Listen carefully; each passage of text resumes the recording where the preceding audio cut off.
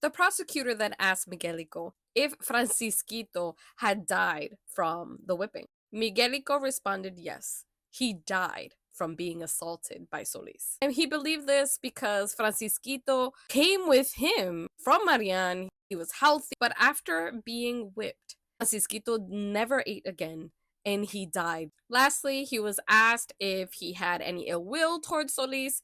Miguelico said no, but he was then asked, were you threatened or bribed to give your testimony?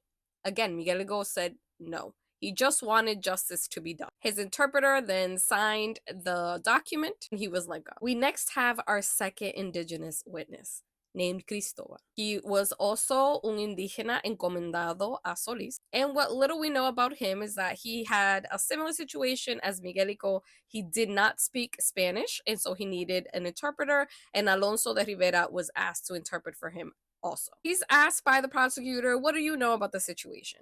And Cristobal relates that he actually lived at La Esperanza, La Hacienda de Solis, and saw both Miguelico and Francisquito arrive. He saw them being brought from El Marian by Cristobal de Valdovinos because they both had ran off. And he says that after they had been returned, one morning before noon, Solis ordered Francisquito to be tied.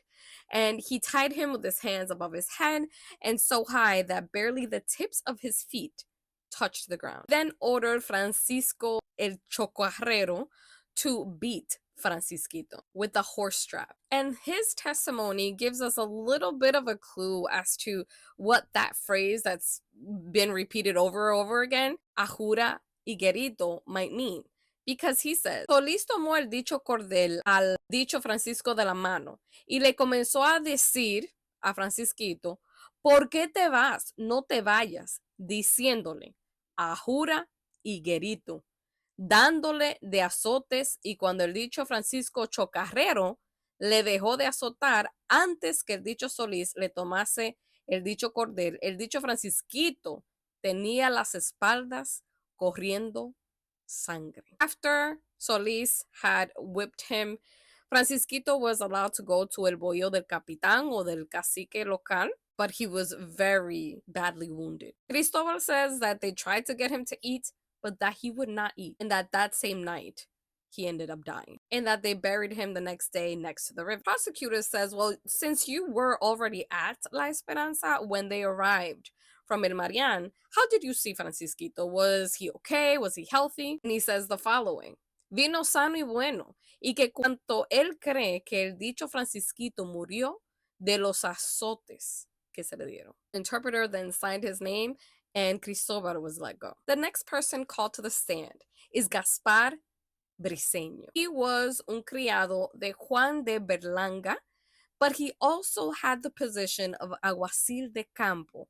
And if we recall, un alguacil de campo was in charge of chasing down or hunting down the indigenous people who would leave and go up into the mountains. It's noted that the Briceño is natural de Arévalo, and he is vecino de Puerto Plata. Asked what he knows about the case, asked what indigenous people did he bring to Solís, president of Santiago, since he was el alguacil de campo de Santiago, aunque él vivía en Puerto Plata. So Briceño recalls that about 6 months ago, more or less, he was told by Solís to get two indigenous people that had run off from him, GUAYABAX and Antonico. So he went to the local cacique, who was el cacique Nibron, and we can assume that this cacique Nibron is the same cacique that's described as El Capitán. And he went to his cane, but didn't find GUAYABAX nor Antonico there. So El cacique Nibron then set out to another resident, a la estancia de Sagredo, and he found both GUAYABAX and Antonico there. El cacique Nibron took them and gave them to Briceño. Briceño then took both of them to Solís, and then the prosecutor asked him if he knew that after giving them to Solís, that Solís had beaten them. And he said yes, that he knew about it because when he had brought them back, Solís had asked him to tie them. Again, same fashion, with hands up above their heads, in particular GUAYABAX. And then Briceño himself proceeded to give him 20 lashes, and that he then let him go. The prosecutor then asked Briceño, did any blood run down his back after you beat him. Briseño responds, I didn't beat him to that extent. Then asks if he knew if Solis had told Chocarrero to also whip GUAYABAX. Briseño says he wasn't sure about that, but he did hear Cristobal de Valdovino say that he had heard from a slave de Gonzalo de Villegas. Remember, this is a best friend of Solis. Villegas also being el alguacil or the sheriff of Santiago. That Solis y el chocarrero had taken turns beating un Taino, but that he didn't know which one it was. But that he then heard a Sagredo, who was the person El Cacique Nigron had gotten GUAYABAX and Antonico from. He then heard him say that GUAYABAX had died. Briseño then pled his oath and he was allowed to leave.